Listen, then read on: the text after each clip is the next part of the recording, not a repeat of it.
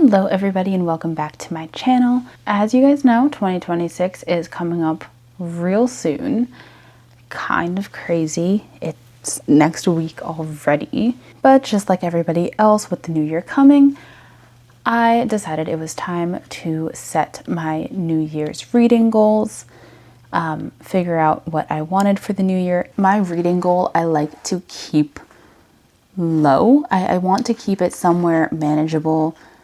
For 2025, I had set my reading goal to 24 books, 2 books a month, just because I didn't want to put any pressure on myself. I ended up reading over 90 books this year. I'm getting close to 100, but I don't think I will make it there. So for 2026, I was debating putting 24 books as my goal again, but since I made a 26 in 2026, it felt a little weird having my TBR be longer than my reading goal. So I ended up putting my yearly reading goal as 50. I've hit 50 books 2 years in a row now. And so I feel like this could be manageable. This does equate to 1 book for a little over a week. So I do think that this is manageable, but we will see. Then on top of that, I have a list of reading goals, both when it comes to my reading habits and what I want to read in general. The first on this list is to use my local library. I currently travel so much. I'm bouncing between multiple states basically every month, and so I don't use the library at all. I don't have Libby set up, and I don't borrow physical books from my library. I'm hoping if things work out in 2026, I will be a little more settled. I will be in one state for a longer period of time, and with that, I'll be able to register for the library and borrow books instead of just buying books all the time. I used to go to the library a lot when I was younger, and I really miss doing that. I really miss being able to just go through the library, borrow a huge stack of books, and it wouldn't really matter whether or not I read them because I could just return them at the end. It was like doing a book shopping haul every week, except I didn't have to pay for any of them, and it wouldn't hurt anything if I chose not to read it in the end. In this way, if I use my local library more frequently, one, it helps and supports the libraries, which need it a ton right now, but also it would help me save my wallet, save my money for books that I really like, I really want to keep, instead of collecting books that I may or may not enjoy. I only want books that I would want to recommend or want to reread on my shelves. Then in keeping with that, I want to keep my physical TBR below 40% or less than 100 books. Assuming my spreadsheet is correct, I have a total of 326 books in my apartment. 39.571% of those books are unread. So I'm kind of surprised that it's that low. I don't remember it being that low, but that equates to 129 unread books. I really want to keep it below 40%, and as the number of books that I buy goes up, the number for 40% that can be unread also goes up. And so ideally I would like to keep it below 40%, but if I can, it would be even better to keep it under 100 books. Now, the way that I calculate this, 129 are all of the unread books in my apartment that I own. But the way that I tend to calculate, I don't like reading unfinished series. And so I actually keep my unread number based off of the number of books that are not in an unfinished series, because there are a few series, as you can kind of see in this tall stack right here. There are a few series that I do not have. There are a few series that are not fully published or that I don't have all of the books yet. So I don't like to keep those books in my unread count just because I don't really like reading them unfinished.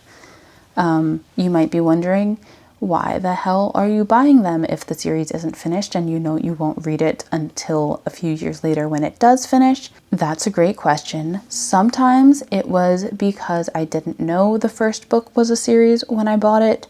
And then sometimes I've just heard so much about this and I really want to read the series. And so I've just been slowly collecting the books as they come out. A lot of these series are on my radar. I am very interested in them. I have been following them, even if I haven't actually read them yet. So I know that once the final book comes out, I will just be reading it. Then the next goal that I have is to create a manageable YouTube schedule. I am a chronic procrastinator, and I've had the channel for a few months now, and I have yet to fall into a good routine in terms of filming and editing.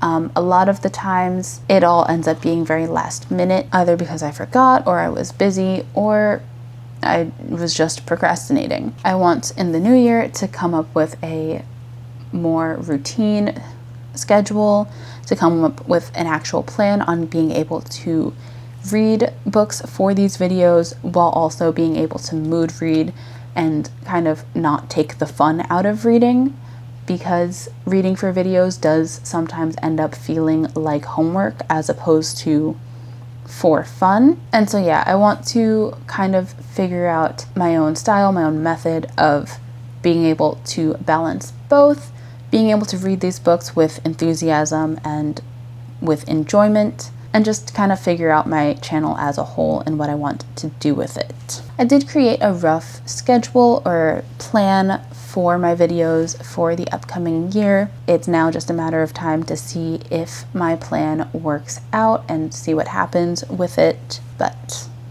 I am very excited. My fourth goal is that I want to read more unknown books. While I was making my 26 in 2026, I realized that a lot of the books on my list were books that were very popular on Book Talk. They were books that everyone was always talking about.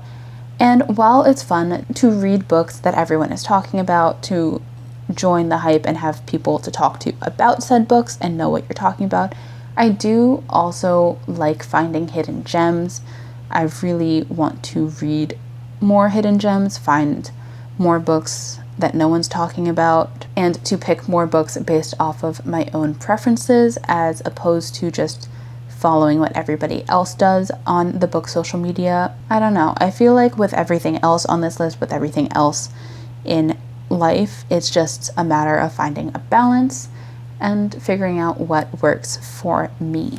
Then my next goal is to maintain my reading journal. As I had just mentioned previously, I am a very, very terrible procrastinator. For the last couple years, I have left updating my reading journal for the end of the year.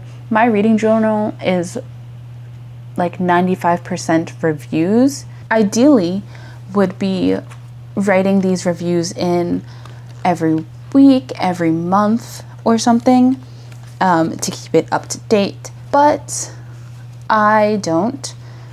This year has been the worst one. At the beginning of December, I had a total of 8 book reviews in this book, and as I mentioned, I have read over 90 books this year, and so for next year, I'm hoping that I can be a little bit more proactive on updating this, and that I can at least keep up with it every month.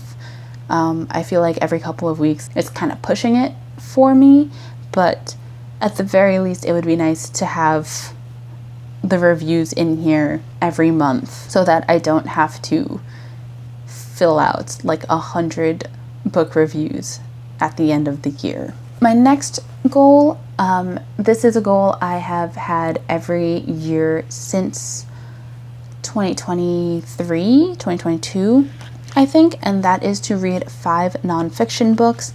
I am a primarily fiction reader. I find it very difficult to read nonfiction books, but I'm always very interested in topics. There are a lot of things that I want to learn about, and I just haven't done so because I haven't read any of the books that I have told myself I wanted to read. Yeah, so my goal is to just kind of chip away at it a little bit, read 5 nonfiction books every year, hopefully more. I have just started listening to nonfiction books on audio and listening to them during my commute to work, and that has definitely helped because it gives me the opportunity to learn things and listen to the nonfiction book in spurts instead of reading it in the way that I read fiction books. It gives me time to kind of digest the information and sit with it. I will probably continue that next year as long as I keep finding good nonfiction audiobooks, and hopefully I will end up reading more than 5. Then my next 2 goals are a little bit related. The first is that I want to read more diversely because I choose a lot of books that are trending on social media. A lot of my books tend to be from white authors. I feel like white authors more easily go viral than non-white authors. I do need to focus on reading more Black, more Native American, more Latino or Hispanic authors. I also do a pretty decent job in the Asian department, but that is because I tend to hyper-focus on Asian authors.